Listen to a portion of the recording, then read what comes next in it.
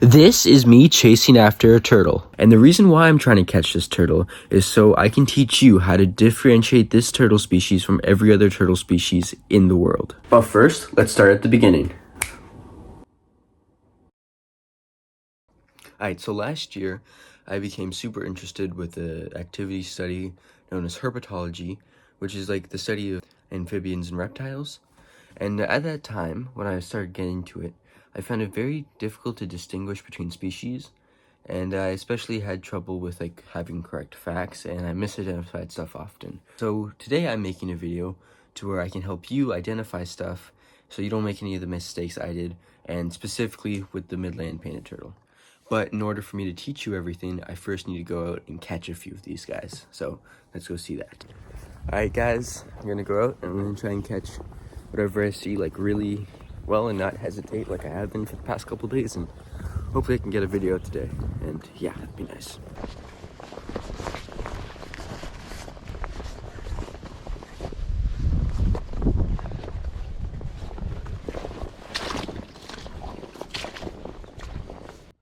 Alright, so right here, I've been exploring for a little while, and actually I already caught a turtle, but it wasn't a perfect specimen. I'll show you that catch later. And I was just sitting here and I had to chat with my mom because we were planning to go for a swim, and then I saw something. Your dad and I were just chatting. We want to go for a swim over at the cliffs shortly. Okay. So the alternatives are, if you want to come with us, we can either go, you see something? Oh, I see him, little baby guy.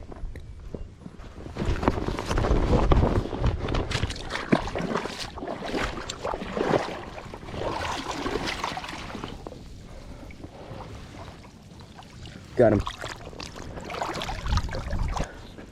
I need you to do two things actually.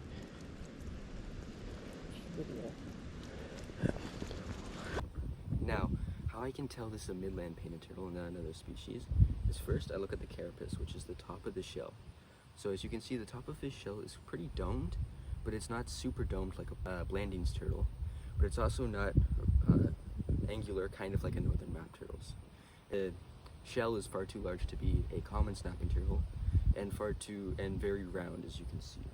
Also, the bottom, the plastron, tells me a lot about what kind of turtle it is, because it's not semi-hinged like a Blanding's, and it is flat like a northern map turtle, but it just has a very different pattern to northern map turtles. Now, how I distinguish species is a little bit different, and you might have to look up based on your area how to tell, but for Midland painted turtles, it's very easy for me because there's a dark spot right here in the center of the shell, and that is the only species that has that dark spot. Eastern and Southern don't have a dark spot, and Westerns actually do, but the bottom of the shell is red. And I can now specifically tell it's a Midland also based off of it being yellow and red, where Western is just yellow. Anyway, I'm gonna release this guy, and I caught two turtles today. That's the first time I've ever done that.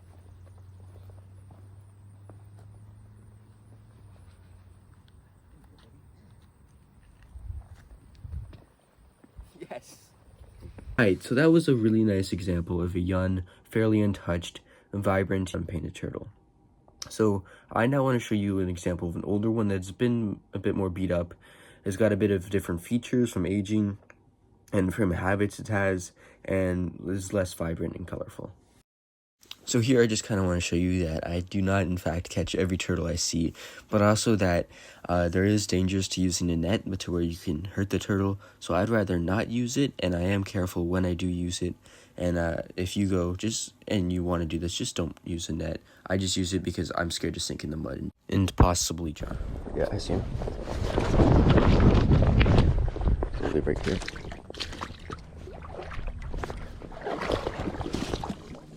Got him. No? Oh, I definitely hit him. So sorry about that little guy. So here I was a bit down after my last miscatch, and I had a ton of those like back to back. So I went and grabbed my backpack, and I had actually been wearing it for a long time. I took it off there because it had just been really annoying on my shoulders and was making me move slower. So I decided to go completely off the turtling trail and go into the bushes and kind of put my backpack in a safe-ish spot. And I was walking there, midway through, I kind of saw something.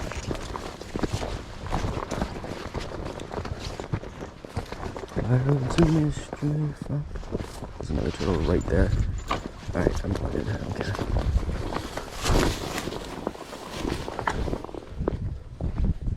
Yeah, right there. Big one. Caught her. Caught her. Yeah.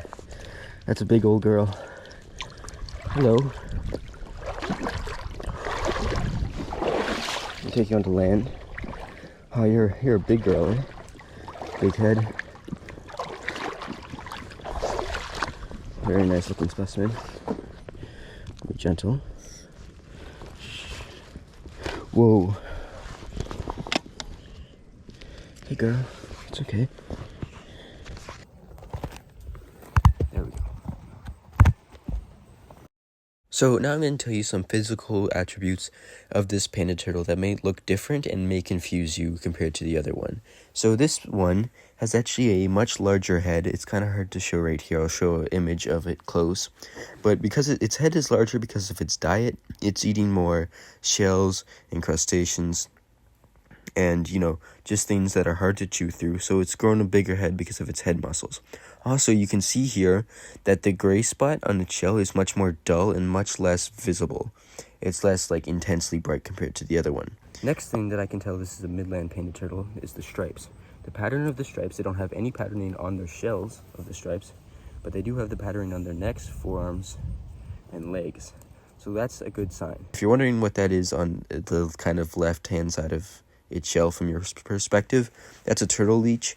They are annoying, but they don't cause them much harm. I was too nervous to actually take it off in this moment. And yeah, anyway, those are the key main differences between the young and old painted turtles. So for my final kind of example here is I found a very interesting looking painted turtle that had some very cool staining and patterns on its plastron and carapace, which may confuse you and may be harder to tell what species it is. So I kind of wanted to show it to you to just show how much staining can really change the look of a turtle.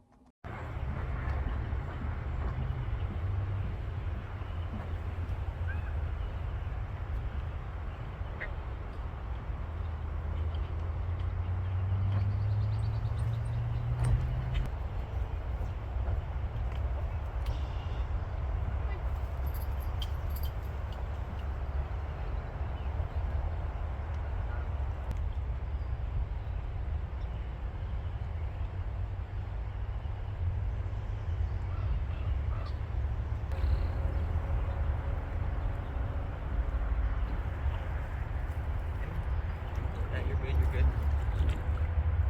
Look at this little guy. This is a pretty good little specimen.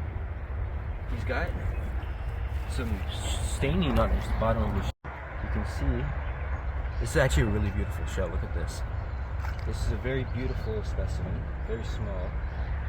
And when they're small, they tend to look very cute. Now, let me just walk through some of the key points that I have to tell that this is a painted turtle and not a different species of turtle. So, the first thing that we can tell is the shape of the body. It has a very flat aerodynamic body and no hinge on its plastron. So this is called the carapace, the top of the shell, and the bottom is called the plastron. Now you can clearly, and they can actually feel through this. This is not like a lifeless part of their body, like something that's different. They have nerve endings in this and they can feel through it. Now, so I can tell that this is a painted turtle because of this kind of rounded shape. They have a very kind of round or oval shape when they get bigger. The males are more round and the females are more oval. And, oh my god, this turtle is so beautiful. Look at its shell pattern. So, the first sign that I get that this is a painted turtle, as opposed to like a snapping turtle, is the size of the head to the body, to the shell size. It has a very small head proportionally. Now its head is small proportionally, so it can fit into its shell in danger. That is not something he's doing right now. He's very active and out, which is nice for camera. Now, another thing that lets me know that this is a painted turtle, and not some other species, is that it has these lines all over its body. So snapping turtle, so many turtles don't have these bright red lines. That instantly tells me that this is a painted turtle. So it's bright red lines and its general shell shape and its head size give me clues onto what this is. Now, for me to know that this is a painted turtle and the exact species of painted turtle that it is a bit harder, especially with this specimen because he doesn't show the telltale signs as well. Okay, so first, all painted turtles have that little red, yellow spot right behind the eyes and near where the ears would be, right there. Next, on the back of the shell, it's very hard to see, so make sure the video's clear. There's usually a little red spot down the back. Now that is a sign that it's a midland painted turtle and not a different species. Now if we look at the stomach, it's very hard to see, but you can see how there's like this little bit in here. And that tells me that this is a midland painted turtle, not any other species of painted turtle. Because the little spot is just an indicator. That like little black spot. I think he just pooed on my hand. No, it's just his tail. Now this is a little male because he's very round, he's very sharp long claws, and he has a long tail. I think I've had this guy out for long enough. I'm gonna walk him back into the water and let him go because I don't want to stress him out too much, because this guy still at this size has a lot of predators like raccoons and foxes and stuff. So I'm gonna put him away.